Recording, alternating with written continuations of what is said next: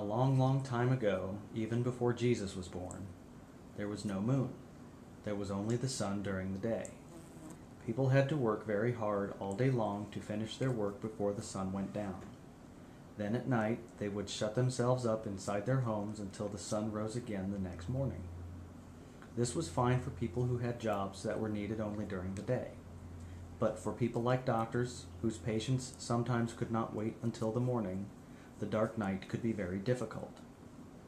Families could see inside their homes at night using an oil lamp. They were very expensive because the shopkeepers knew people would pay a lot of money for such an important necessity. At the beginning of the month, when families were paid, the mothers would hurry to the shop and buy a new supply of oil. The oil lamps shone clear and bright and round, warming their hearts as well as their homes with their soft yellow glow. But as the months went on, the light shone more and more dim as the supply ran out of oil. The next time they were paid, the lights were full again, and so were their hearts. In that time there was a poor but happy couple named Yanni and Elizabeta. They very much wanted to have children, but had been waiting a long time and still had not been blessed with a child. The town doctor had warned Elizabeta that she wasn't made to have children, but she wouldn't listen. She insisted that if the Lord wanted her to have a child, then he would provide. Finally, the couple found out they were going to be blessed with a baby. Yanni and Elizabeta were filled with joy, but the doctor warned Elizabeta once again that she may not be strong enough to have a baby. Once again she said, "The Lord will provide."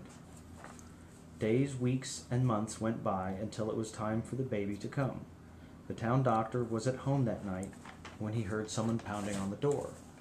When he answered it, there stood Yanni in the pitch-black night. He looked very frightened.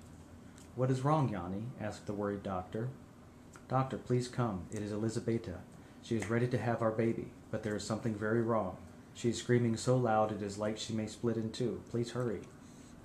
The doctor had already begun running around his kitchen preparing all the medical things he would need to deliver a baby.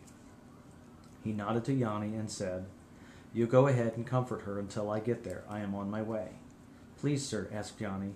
"In my haste to get here, I fell and broke our only lamp. May I walk with you?" "Of course," said the doctor. So Yanni, carrying the lamp, he and the doctor dashed over road and countryside, trying to get to Elizabeta as fast as the light would lead them. When they finally arrived at the modest shack, the doctor swept inside with the lamp and shut Yanni out in the coal-black night.